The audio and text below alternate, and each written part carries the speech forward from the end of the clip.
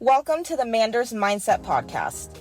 Here you'll find both monologue and interviews of entrepreneurs, coaches, healers, and a variety of other people, where your host Amanda Russo will discuss her own mindset and perspective and her guest mindset and perspective on the world around us. Manders and her guests will help explain to you how shifting your mindset will shift your life.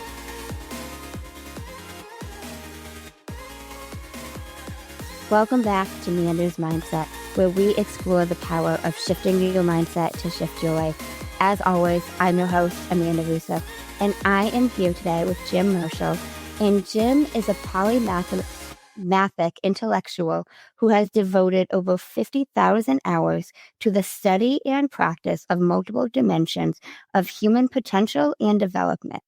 And we are going to delve down something that Jim developed that I had never even heard of, called Septemics. And I am really excited to delve down all of that. Thanks so much for joining me. Glad to be here. So who would you say Jim is at the core? At the core, I would say I'm somebody who is gradually morphing into an angel.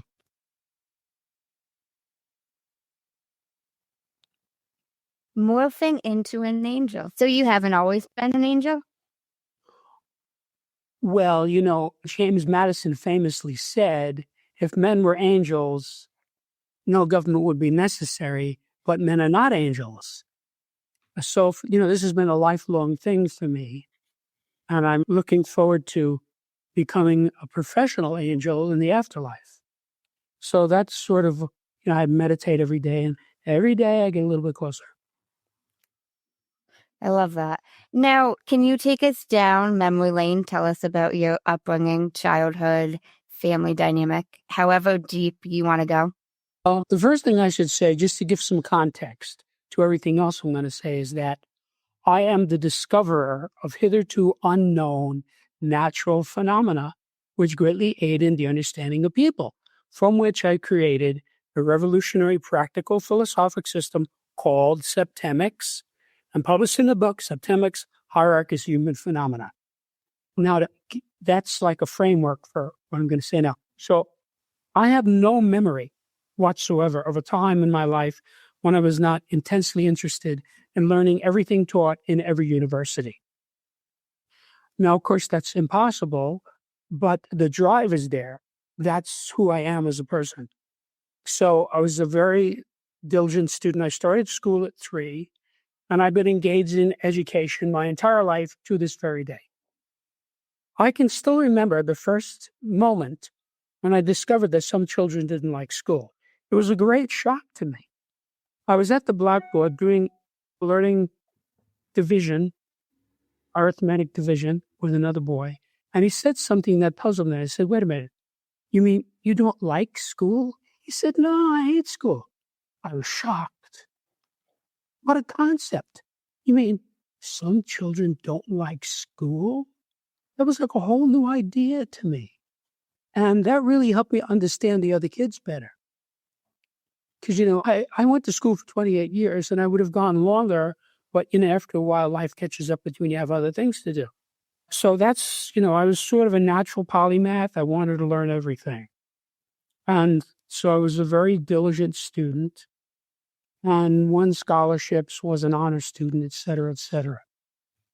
So really the path to Septemics began when I was 16, when I was accepted into engineering school. And of course, at the time, I thought I was going to be engineering physical things, as did all the other students, like airfoils or motors or electrons. But by the time I had my bachelor's degree, it was clear to me I wanted to engineer the human psyche, because it is the area of greatest mystery. And more importantly, it is the area in which we as a race are failing miserably. Most of the problems in industrialized society are because people don't understand the wife, don't understand the husband, don't understand the daughter, don't understand the son, et cetera, et cetera. This is a big thing. Everybody has this problem, and I have solved it with Septemics, because it gives you a way to understand people using natural phenomena. So I had a long career as a human development engineer, working one-on-one with hundreds of clients of every description. All of them improved as a result of our work. But I started to notice incidentally that I could predict the outcome of this. I didn't tell that to anyone, but I made notes. And as the decades rolled by, I came to be aware that the client would be at a specific level on a specific scale that I had previously observed and written down. And that as a result of our interaction, he would go up to the next level on that scale. Now, that happened thousands and thousands of times. Sometimes it would happen 6 or 8 or 10 times in the same session. Every time it happened, it verified my hypothesis because the clients knew nothing whatsoever about Septemics or what I was doing, how I was doing it, what I was recording or anything. All they knew is they came to me for help and they got it. So by 1995, I had just observed these phenomena and written them down, and I realized there were these scales. And by then I had 32 scales of varying lengths, between 3 and 7. Now, I also, in that same period, was pondering a difficult client, and I realized that client was at a level on a scale that I had not previously observed. And as soon as I saw it, I knew where to insert it in the 6-level scale that I had. In other words, I had the 6-level scale that I knew was correct. And then I realized, there's a 7th level. And when I inserted it, it manifested mathematically. All these data jumped out at me without my looking for them. And it went from being a line, which is what a scale is, to a plane, meaning a whole body of data. So I suddenly had all this data corresponding to this particular scale that interlocked mathematically like a Chinese puzzle. Now, having taken 26 semesters of math and having loved every minute of it, math is a very real thing to me. So when I see it, I recognize it. And I said, whoa, whatever the hell this is, it has to be natural law because it has mathematics embedded in it. Like, for example, the Fibonacci sequence. So then I thought, I wonder how many of these other scales that I have are actually 7-level scales that had not been developed all the way because I wasn't developing anything.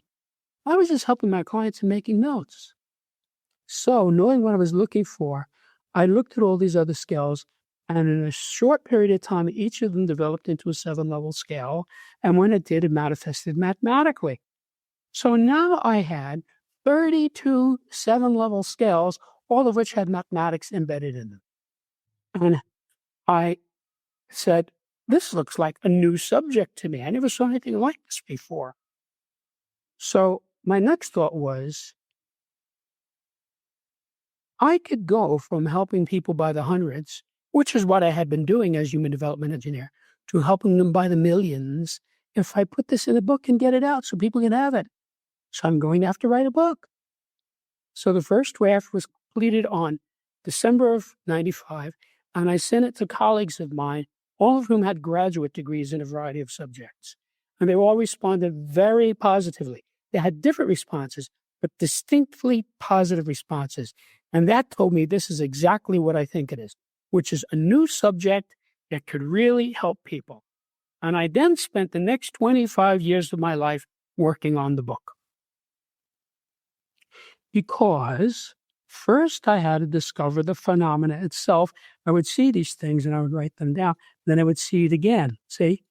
And I would see this client would go from this level to this level, and another client would go through the same process. And this kept verifying it. So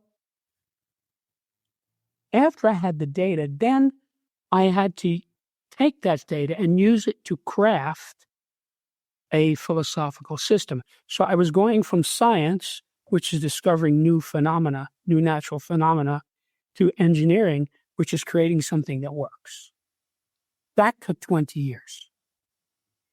But the most time-consuming part of it was expressing this in a way that would make sense to the average reader of English. And I know I succeeded at that because some version of this book has existed now for 29 years. People get it. I was able to express this in a way that the average reader can look at it right away and say, oh, yeah, get it. This makes sense. Now, let me give you some context here. Can you remember the first time you saw the periodic table of elements? Not specifically when it was. It doesn't have to be. I'm just saying the experience you had when you first looked at it. Yeah. Okay. So, like, I can remember the first time I saw it, I was, 12 or 13. I said, oh, yeah, see this? This is cool. At first blush, yeah, hydrogen is here, helium 2, lithium is 3, and it goes, everything is horizontal and vertical. See, the model works. So several people have said to me, what book is your book like? And I have to say, in all candor, I don't think there's ever been a book like this before, at least on Earth. But each one of these scales that I mentioned is expressed in what you could call a table or a spreadsheet. And each of those tables is similar to the periodic table of elements. So there are 35 different scales, and each of them has 7 levels. And when you look at the table, it's like looking at the periodic table for the corresponding subject matter. And this is all about human phenomena. So if I may, I'd like to tell you the names of the scales, and then you'll know exactly what matter is in the book. May I do that? Yeah. So there are 35 scales. 24 of them are individual scales, meaning they apply primarily to an individual. And 11 of them are group scales, meaning they apply primarily to a group. So these are the individual scales. The scale of basic purposes, the scale of personal influence, the scale of choice, the scale of permeation, the scale of thought, the scale of identity, the scale of evaluation, the scale of motivation, the scale of control, the scale of stopping, the scale of scholarship, the scale of literacy, the scale of human ability, the scale of memory, the scale of spiritual identity, the scale of mental deletion, the scale of aberration, the scale of physical fitness, the scale of justification, the scale of belief, the scale of equanimity, the scale of attack, the scale of conflict, and the scale of reaction. And these are the group scales, the scale of relationships, the scale of life spheres, and the scale of government, the scale of civilization, the scale of survival, the scale of management, the scale of exchange, the scale of communication, the scale of allegiance, the scale of sexuality, and the scale of politics. Any one of these scales by itself could dramatically improve the life of the reader. And let me give you an example of how that would work. I mentioned the scale of motivation. One of the most important things to know about someone is their motivation, right? Why is this person doing this? So you could take this scale, there's 7 motivations, and you could go through everyone in your life and find their motivation. Like, oh, what is my mother's motivation toward me? Oh, yeah, I see. What is my father's motivation toward me? What is my pastor's motivation toward me? What is my brother's motivation toward me? Now, you could use this for everybody you know or have ever known. So you could wind up using this in this specific way 200, 300, 400 times. Then you could reverse the vector and say, what is my motivation toward my boyfriend? What is my motivation toward my boss? What is my motivation toward my Uncle Joe? You see, it's the opposite flow, and you could, again, use it 2 or 3 or 400 times. So by the time Tommy would have finished this exercise, you would know your motivation toward everybody in your life and the motivation of everyone in your life toward you. So this would be a major change in your consciousness. In other words, your mind would be greatly clarified. You wouldn't be going around saying, why does he do this? It would resolve all of that, see? So your mind would be greatly clarified.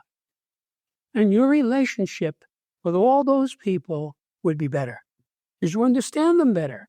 Well, let's say you have a mother-in-law, right? And she does things that irritate you. And so you assess her on the scale. Where is she on the scale of motivation toward me? Oh, I see. She's a level 5. That explains why she does X, Y, and Z. So you're having an insight. Now you understand her better. so you can deal with her more successfully. So that's true for all 35 skills. So that's sort of how this works and what this is about. Okay. Now, so what made you decide to develop this? You were noticing what you were noticing in your sessions. So what made you take the step to fully develop it? Well, as I said, I had this 6-level scale that by then I absolutely knew was correct because I had been using it on a daily basis for decades and it was always right. But then I discovered it had another level, see? And when I inserted that 7th level, then it manifested mathematically. I said, whoa, this has got math in it. And coming from a hard science background, I thought, this is natural law. In a sense, each of these scales is like Newton's 3 laws of motion, or the Pythagorean theorem, or the laws of thermodynamics. It is part of nature. See, I just found it in the same way that Fibonacci found the Fibonacci sequence. He was a smart mathematician, and he noticed that there were certain numbers that kept appearing, and he couldn't figure out how these numbers fit together. But it's clear in nature you can find, like, for example, sunflower. If you count the seeds one way, it has one Fibonacci number. And if you count them the other way, it has a different Fibonacci numbers. And he knows that these creatures, there are many of them like that, don't know. So it's obviously something embedded. And he was able to look at these numbers and reverse engineer the formula out of it and give it to us. So that's what we call the Fibonacci sequence. So that's basically the same thing that happened with me. I looked at this data, said, there's something here. And because of my engineering approach, and because I was doing human development engineering on people, in other words, it was not counseling, it was precise engineering application of known data. And I got these data, these phenomena appearing. So when I saw that first scale manifest mathematically, that's when the light bulb went on over my head in 1995. This is big. Because I had been collecting these scales, but I did not know that there was a subject here, that they were all 7-level scales, that they were inherently mathematic. I was just writing down what I saw. And it helped me with my clients because a guy would come into me and I'd say, he's at this level. I wouldn't say it. He's at this level. And that means as he improves, he's going to go up to the next level. And I knew what that level was. And that's what would happen in this session. So needless to say, it only made me better at what I did. And so furthermore, after I saw this data in the sessions, I would go out into the real world and I would see it right in front of my face. I would see the exact same phenomena in people. So I knew this was real. When I saw how big this was and that people would really get this is not obscure. People get this and would really help people. I said, I'm going to put this in a book and get it out, and this will help the people of Earth. And that's what's been going on now for 29 years. People look at this and say, yeah, I get it. About 23 years ago, I'm talking to a buddy of mine about politics and government. And I was writing the book, and I had already developed the scale of government. So I said, wait a minute, let me show you something. He didn't even know I was writing a book. He didn't know anything about this at all. So I just opened this transcript to the scale of government. I handed it to him. I did not say a word. I did not even say, look at this. I just handed it to him. So he took it. And in about 1 second, he pointed just like that. He said, there, I'm right there. He found his level on that scale without me even suggesting that's what it was for. That's how easy this is to use. And I'll give you another example. A guy is reading one of these scales, right? And he gets down to, let's say, level 4. And he'll say, wait a minute. This is my mother-in-law. This is exactly how she is. See, it's so precise that without my ever meeting the mother-in-law, it describes her behavior with precision. He says, yeah, that explains why she does. So I don't know the mother-in-law. I probably don't even know the reader. There's people all over the world reading this book. I'm never going to meet them. But they say, oh, that explains why I did this to her, because I was at this level. So what happens is every time you find either yourself or another person on any level, you have an insight, or you might call it a realization, right? So you say, let me see. My mother's like a control freak. Let me see where she is on the scale of control, right? So you look at the scale. She's level 5. That explains it. That's exactly what she does. It's just described right here in the book. So when that happens, the relationship with her gets better and you're a little bit smarter. So this is what you might call a fruitful source of insight. Because every person is at some level on every scale. So you, Amanda, are at some level on all 35 scales. And that data is just sitting there waiting for you to get. So you get the book, you study, you say, yeah, I'm at level 3. That explains a lot. That explains why you do this and don't do that and that. So you see you're having a realization about yourself. And then you go to the next one. Oh, yeah, that's level 2. That's to the top of the scale. No wonder I'm good at that. You see? So what happens is, as you use this material, you're continually having insights. And with an insight is another way of saying you're getting a little smarter on things that are relevant to you. Let's say you have a guy, he doesn't understand his wife, right? So he starts to analyze her on this. She's at this level on the scale of sexuality. That explains a lot. See? He didn't know that when he walked in the room. Now he does. So he's a little smarter. Now, when he goes to analyze her on another scale, he takes that smartness with him to the next scale. So the next scale he uses is easier to use. And then he has 2 insights, and he takes both of them to the 3rd scale.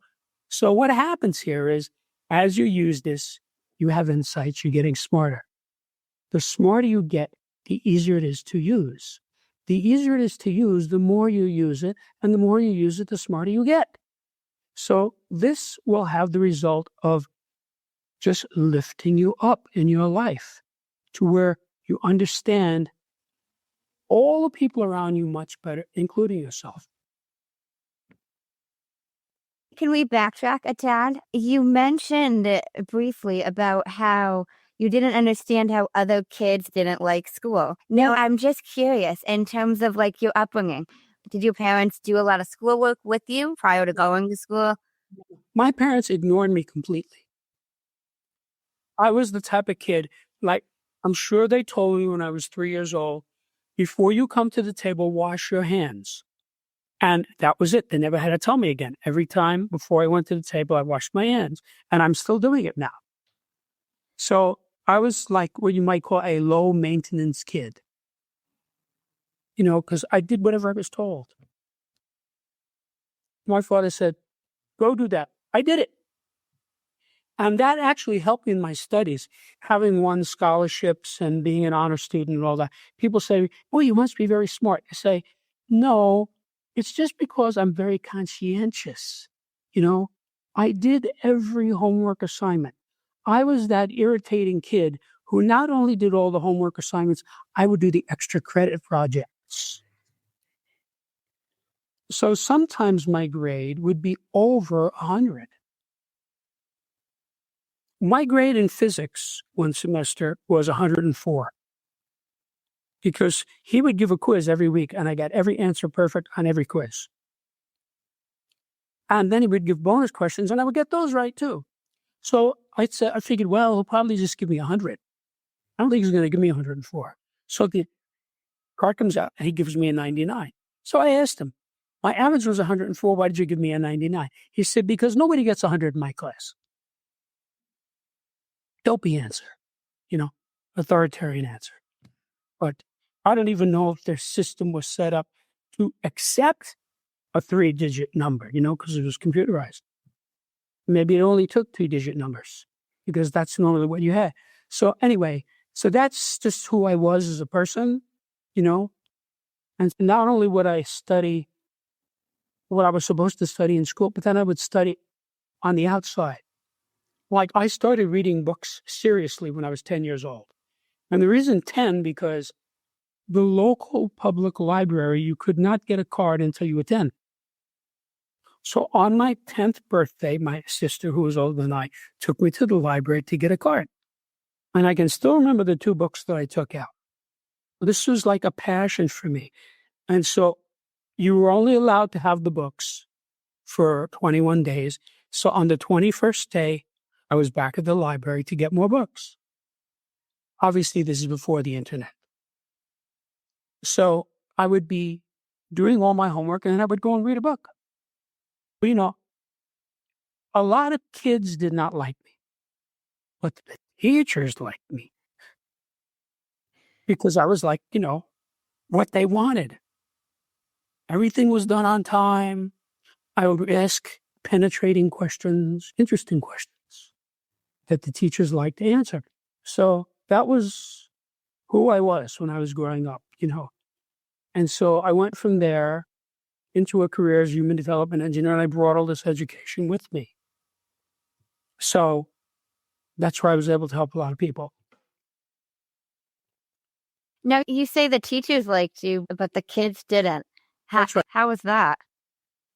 Well, first of all, Mark Twain had a famous saying. He said, "There's nothing more annoying than a good example."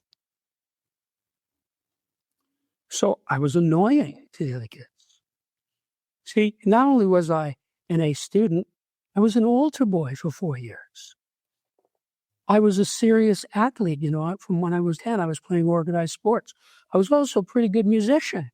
So, and I would go to dances and meet pretty girls. And so there were a lot of reasons for people not to like me, So that's human nature, So I just accepted that. And I had friends. When I went to prep school, it was an elite prep school. You had to take a special test to get in to the school. So that was the first time in my life that I was surrounded by people like myself, because all those other kids had to take that same test to get in that school. So I was able to find kids like me, like to read, like to learn, like serious subjects. What I did find also is that I was a polymath, meaning I was good at every subject, and I learned well on every subject. So what I learned early on is I'd have different groups of friends. Like I had one group of friends with whom I would attend science and math lectures, and had another group of friends with whom I would attend plays and poetry readings. And then I had another group of friends with whom I would play sports, and another group of friends with whom I would play music. And these groups of people hated one another. Like I was in the math club. I was the only guy on the football team in the math club. So I had all these skinny guys with glasses. I didn't wear glasses back then. Skinny guys with glasses, And here comes this muscle-bound guy so they all looked at me like, this must be a mistake. How did this guy get in here? I didn't care that they were not athletic. I was there to do math. I loved math. And that teacher, the guy who was the moderator of that club, he loved me. He took me under his wing. He gave me a copy of Newton's Principia to read. Which is like, he could see who I was, that I would eat that up. So I just learned how to keep these groups of people separate. How old were you when you went to the prep school? 13. And how long did you go to the prep school? Well, normal prep school, 4 years. Like high school? But it's a prep school because you are there to be prepared for college. That is the whole point from day one. Everybody who graduates goes to college. It's a question of which college, So that's why it's called prep school. So you're not in there if you don't like to study, you don't like to learn, because it was very challenging and strict and difficult. And that was fine with me. I was used to following orders and doing what I was told. And I went to school and I went home and did my homework, went to bed. When I was in that prep school, it was like there were 1,000 students and they were all like me, sort of, one way or another. Now, when I was in elementary school, there were always some dopey kids. In fact, even kids who were left back. And so my friend was always the other kid and the other boy, because back then boys and girls did not associate. The other boy in the class who was also very smart, that was my friend. And these other kids who kind of, the kind of kids who would have fist fights, dopey kids, and use foul language, I didn't associate with them. I would go with my intelligent friends. Our idea was we'd go to the library and get up. Oh, what did you get? Oh, I got this. Oh, we'll read that next week. So it was a select group. So can you give us like an example in terms of, as you were talking, like these layers, like motivation layer 2? Oh, it doesn't have to be that one if you don't know that one off the top of your head, but like one of them, because you said we'd be able to put it for somebody, like any random example. So let me put this into a little anecdote so you get the whole context. Let's say you have a couple that's been dating for 2 years. They're talking about getting married. Now, wouldn't it make sense to ask, why does this person want to marry me? I mean, isn't that a reasonable question to ask? I'm not saying to ask the partner, but it would be a good thing to know, wouldn't it? So the guy, he knows this woman. He looks at the scale of motivation, right? That's what we're talking about, motivation. Why? And so he looks, it's got 7 levels. Now, maybe he concludes after he studies this that she wants to marry him because she loves him. That's level 1 on the scale of motivation, the highest motivation of all. So he says, I see why she wants to marry me. She loves me. Let's set the date. Now, maybe that doesn't happen. Maybe after he goes through this, he says, now that I think about this, I can see now the reason she wants to marry me is because I drive a Maserati, I have a 60-foot yacht, I fly my own Learjet, I live in a $15 million condo, and I have $10 million in the bank.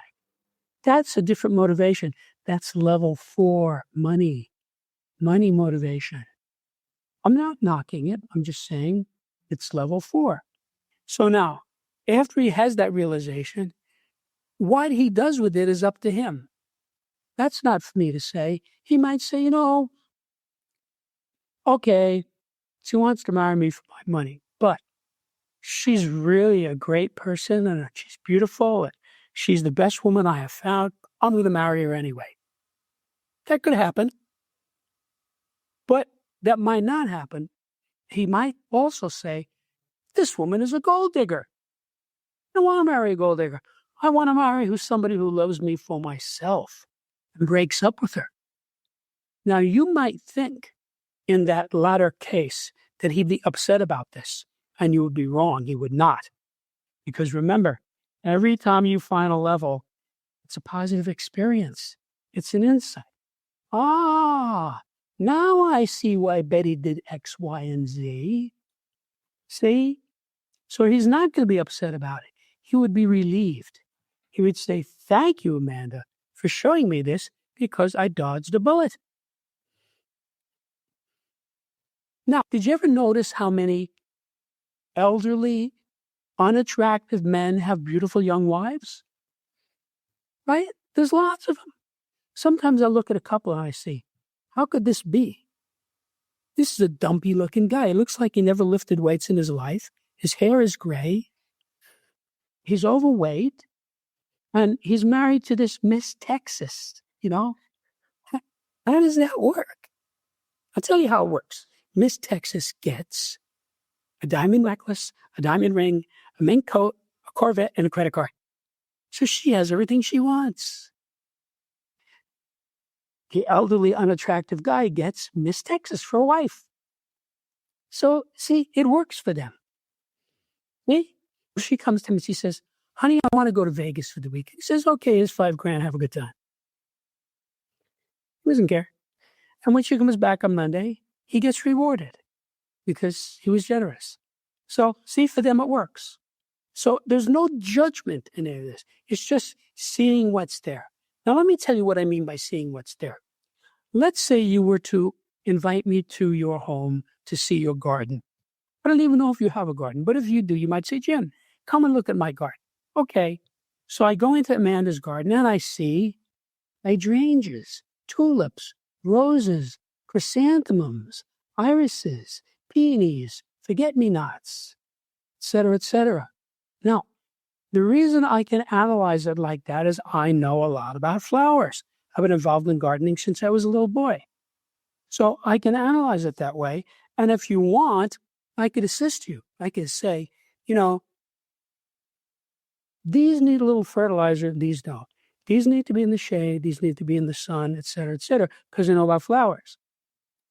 Now, if you invite some 5-year-old kid, for example, into that garden, he's going to see and smell exactly the same thing that I see and smell. But all he can say is, these are pretty and they smell nice. That's all he knows.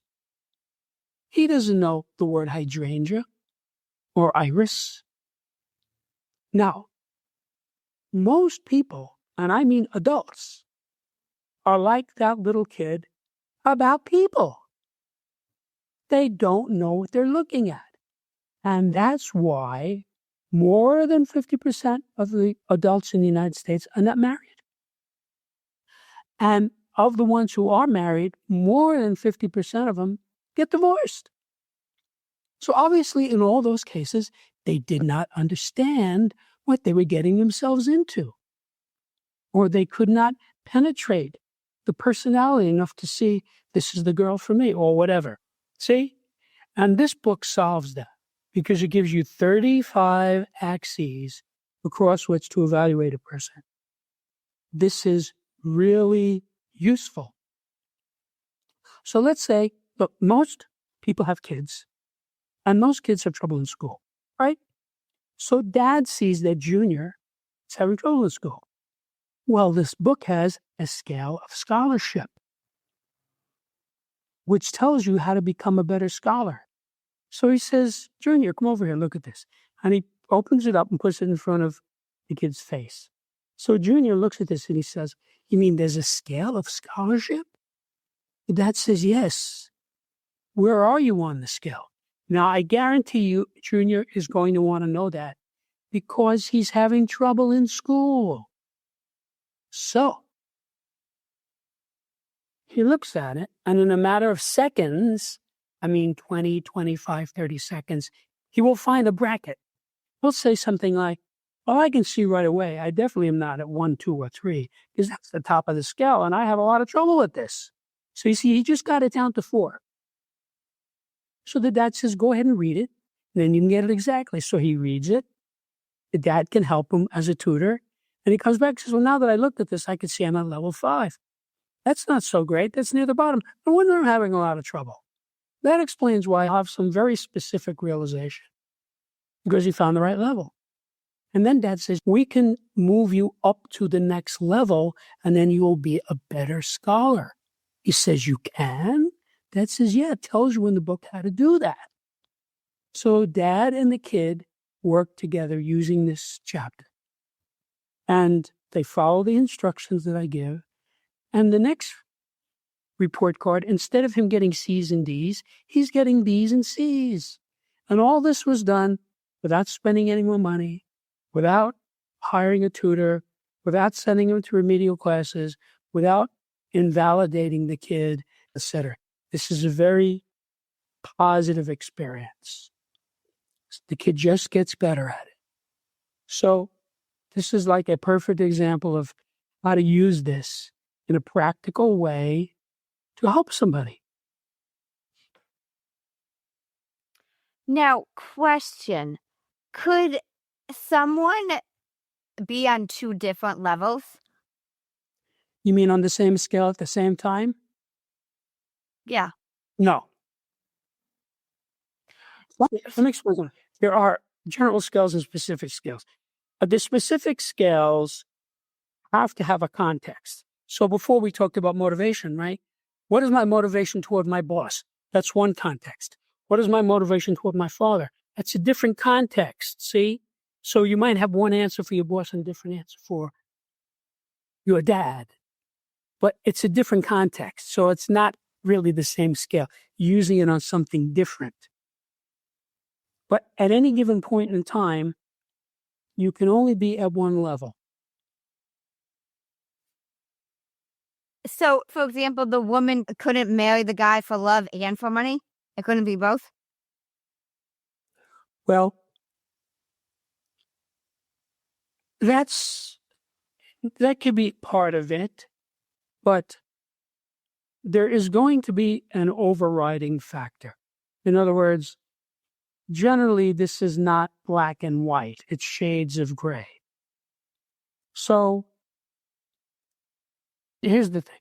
If he looks at it and says, yeah, she loves me, that's the top of the scale. That's going to resonate with him. You see, that's a very positive experience. The fact that she also wants to marry him because he has money is kind of beside the point. I mean, it's true. You could say to anybody, give me the reasons why you married this person, and they'll have a whole list of them. But there's one basic motivation. And you can see this in a person. Like, for example, Thomas Jefferson was at level 3 on the scale of basic purposes. His basic purpose was to win, what I call a winner. Okay? And if you study him, which I did, it's clear he won and he won and he won. Now, Alexander Hamilton was at level 2 on that scale, leader. And if you study him, you can see, wow, he was a colonel at 22. He was Washington's right-hand man. And the goal of a leader is to conquer. He wanted to conquer the British, and he helped Washington do that. Now, Jefferson never fought the British. He didn't go in the military. Hamilton left what today we call Columbia University to join the militia to fight the British because he wanted to conquer. See, different type of guy. So now that scale is what is a persistent trait. In other words, I'm sure that he was a leader. Hamilton was a leader his whole life. I don't think it changed. Most people live their whole life at one level of that scale because it's not easy to change. Some of the scales you change by the minute. You can just watch the person change. So it depends on the scale. You know, you can't infer anything about scale A by studying scale B because every scale is unique. But there is a factor of on any given scale, in any given context, you're at one level. And it's usually pretty easy to find.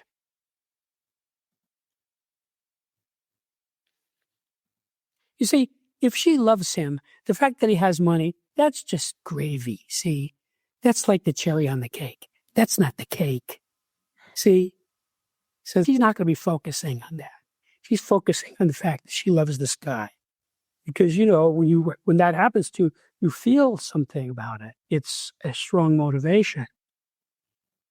As opposed to, you know, well, he's okay, but he's got a lot of money.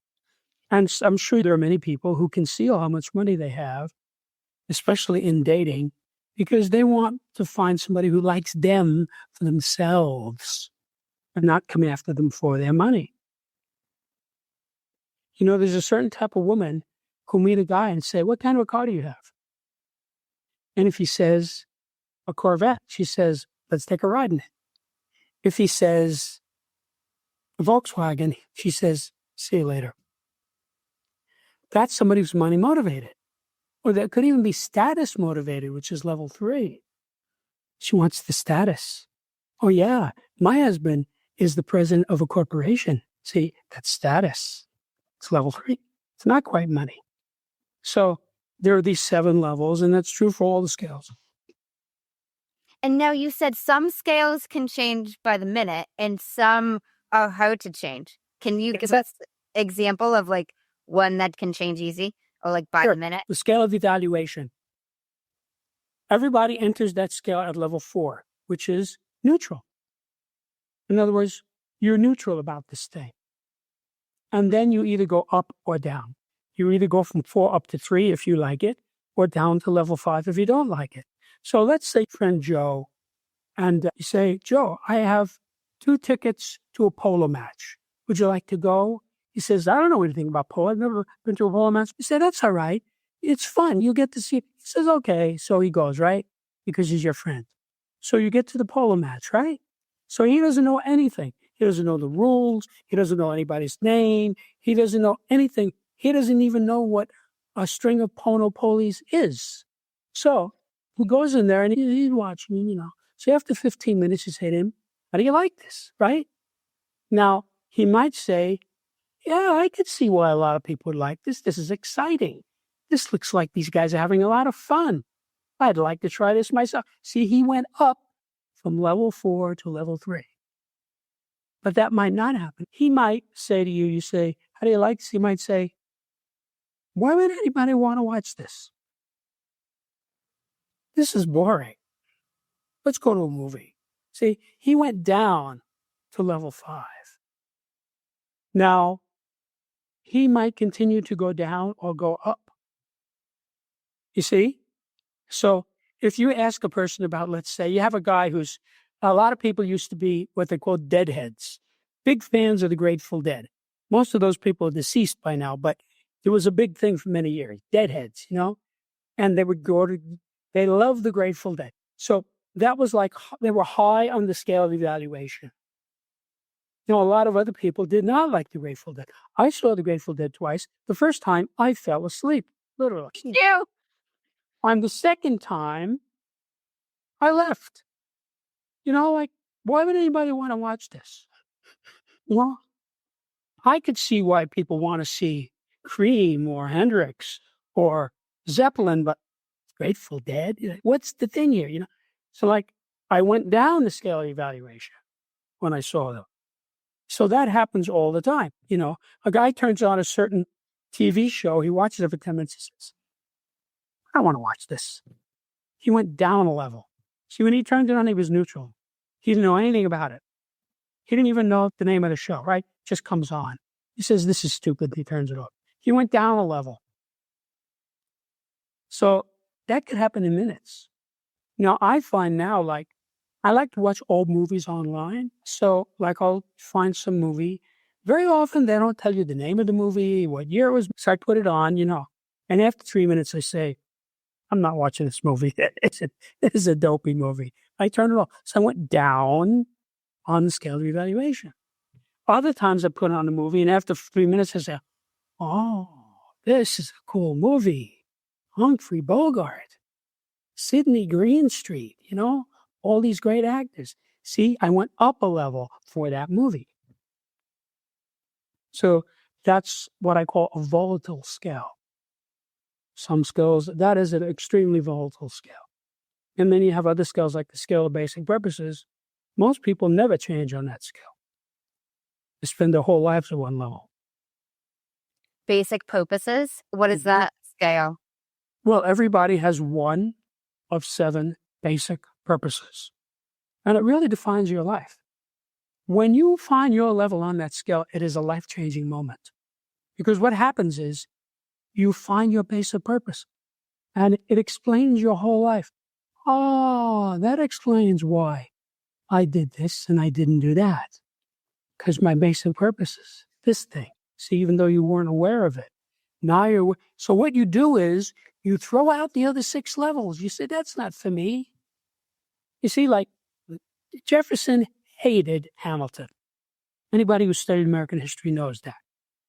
They were at different levels. There were 2 different levels.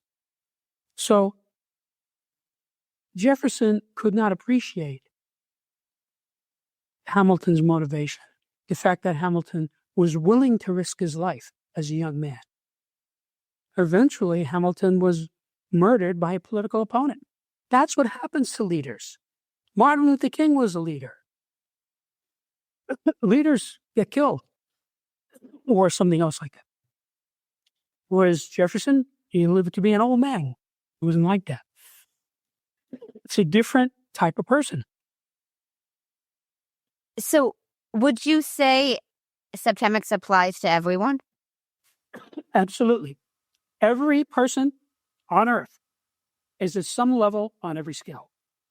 There's like no circumstance where someone doesn't fit like on a scale? There are a couple of scales where a person at some point in time might not be on that scale, but at another time he is going to be on that scale. So, for example, the scale of aberration, level 1, which is where everybody enters, is irritated. Okay? If you're not irritated at all, you're not upset, you're not worried or anything like that, you're not on that scale. But as soon as something bothers you, you're on that scale. You see? So, like, you come home, right? You're fine, normal day. And you see your dog has chewed up your slippers. That irritates you. You are now on the scale of aberration. See? And then you might go down, which is not what you want to do, because that's the scale that tells you how you go from being a rational person to a crazy person. Go down that scale. It's impossible to find somebody who's not on all of the scales at some point. You might find an occasional person who's not on a certain scale at a certain moment in time. Like I've done a lot of meditation. And sometimes after meditation, I'm like floating in heaven. Everything looks beautiful. Nothing bothers me. It's a temporary state. After a while, you come back to earth. You don't go back to the state you were in before the meditation, but you come back down a little bit. So you might say at those moments, I was maybe not on some of those scales, but as soon as reality sets in, you're on there. So for example, recently, I had some vendor. I went on their site, paid the money. Minutes later, I said, I don't want to do this. I found I couldn't cancel it. They refused to give me back my money. I got nothing. No service, no product. Okay? That irritated me. Okay? So then I would have to go into meditation and deal with it. And after I deal with it in meditation, I'm not irritated about it. So I've kind of gotten off that scale. But most of the scales are not like that. Most of the scales, you're on it. And if you actually study the scales, you'll see that. If you actually read them, you say, oh yeah, the scale of thought. My thought has to be one of these 7 levels of thought. And you will find it and it'll be there. So it can change your level of thought. It could go up, it could go down, but you're still on the scale. That makes a lot of sense. And it seems like it can really help you with yourself or with other people. That's right. It does. Believe me, I've been watching this for 29 years. It's not hard to get. It's very easy to use. And I'll tell you why it's easy to use. I designed these scales to wrap around the reader. In creating the scales from the data that I had, I very carefully worded it and explained it in such a way that people would get it. And if you actually look in the book, you'll see it's very clear. So people who have read the book, they say, yeah, this is not hard to get. I was able to use it right away. So, you could get this book and just use it to go through your whole life and straighten out your whole life. Because there's 35 scales. And if people aren't involved, it's relevant. Now, it's not going to help you to fix your car if you blew a gasket. That's a mechanical issue. That's not about people, right? This is about people. But everybody has to deal with people. We all deal with people. Even if you live alone, as soon as you go outside your front door, you have to deal with your neighbor. You have to deal with the guy at the store. You have to deal with your boss. You have to deal with people. Everywhere you go, you're dealing with people. So most people have trouble with that. They can't get along with people. So, that's how guys get into fistfights in bars, right? Guy goes into a bar, and the guy says, yeah, I voted for Trump. The other guy says, you're an idiot. And they have a fist fight. Well, if you're high on the scale of equanimity, you're not going to have a fist fight. An equanimitous person doesn't descend to that. He would say, okay, you're entitled to your opinion. Why do you think that? See? He's not going to get into it. And the more you know yourself, the more that's true. You know what you're about. So when situations come up, you know who you are, you know how you're going to deal with it. So it makes your life very stable and smooth, and everything runs the way you want it to run. And as things come up, you just use it to facilitate your life.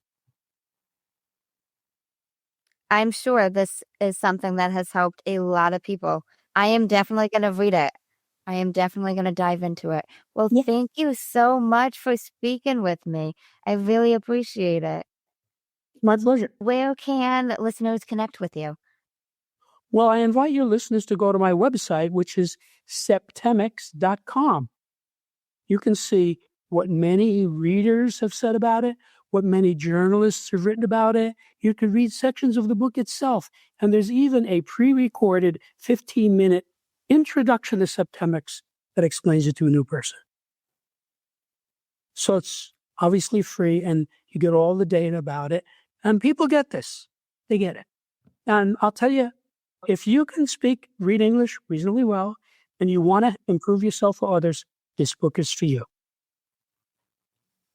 Awesome. Well, thank you so much. Do you have any final words of wisdom for the listeners? Yes, I would like to say to your listeners that the data in this book are vital for every person. It can help you to achieve your goals faster and easier by explaining what might otherwise seem to be inexplicable or random. So, most guys, if you talk to most guys, they'll tell you they don't understand women. Well, if you use this book and analyze your girlfriend, you will understand her. So, it's very applicable and user-friendly, and it applies to anybody who wants to improve himself. Now, of course, not everybody wants to improve himself. Psychopaths and sociopaths and narcissists and drug addicts and professional killers and things like that. They're not the public for this book, but you certainly are. Well, thank you. I appreciate that. And I end my podcast with 2 ending segments. Have you heard of a man named Jay Shetty? No. He's an author, motivational speaker, former mom. He's got a podcast, and he ends his podcast with these 2 segments, and I liked them, so I incorporated them to mine. Okay. First segment is the many sides to us. There's 5 questions, and they need to be answered in 1 word each. Okay. What is 1 word someone who was meeting you for the first time would use to describe you as? Smart.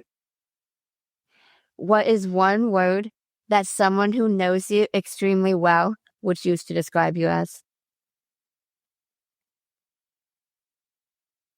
Level-headed. What is 1 word you'd use to describe yourself? Conscientious. What is 1 word that if someone didn't like you or agree with your mindset would use to describe you as? In 1 word? I never really thought about that before. It's hard for me to say it in 1 word. Maybe stuck up might be something that some people might think. What is 1 word you're trying to embody right now? At this very instant, or just in general in my life? In general, Okay. presently. I'm trying to embody angelicness. Second segment is the final 5, and these can be answered in up to a sentence. What is the best advice you've heard or received?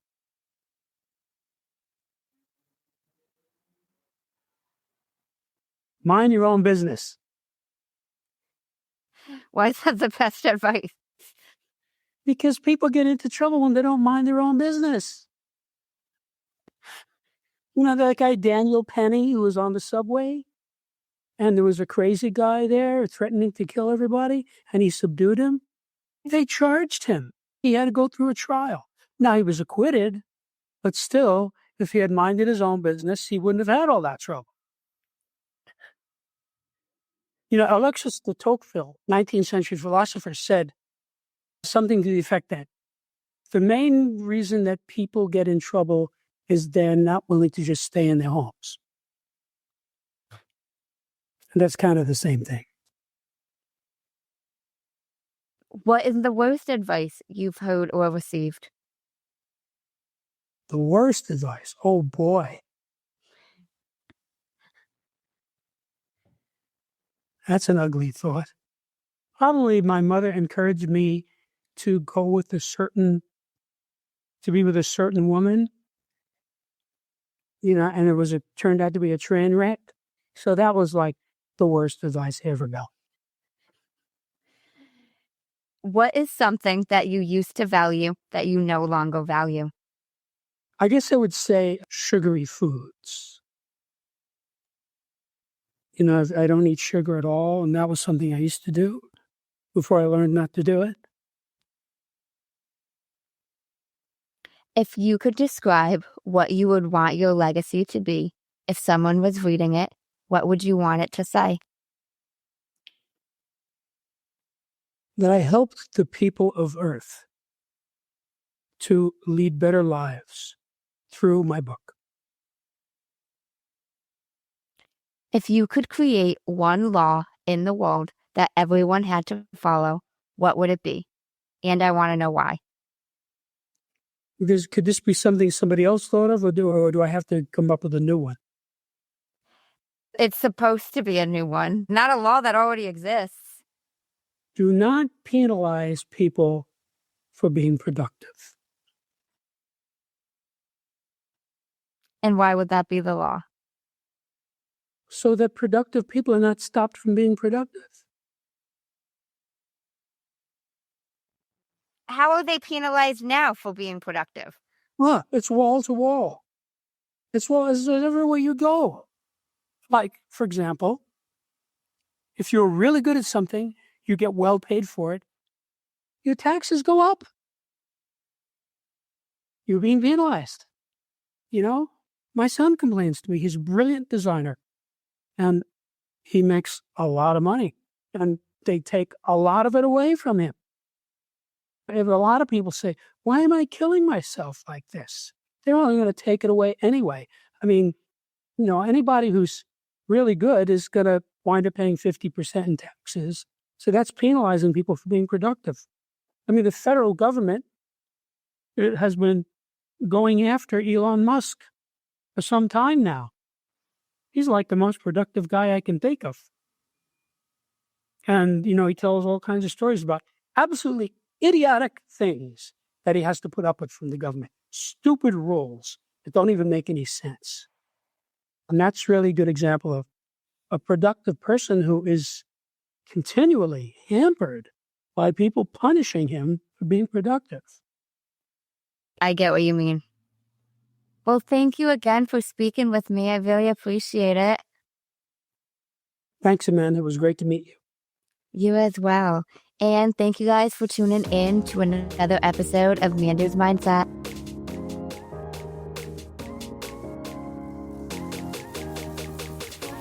In case no one told you today, I'm proud of you. I'm rooting for you. And you got this. As always, if you enjoyed the show, I would really appreciate it if you would leave me a 5-star rating, leave a review, and share it with anyone you think would benefit from this. And don't forget, you are only one mindset shift away from shifting your life. Thanks, guys. Until next time.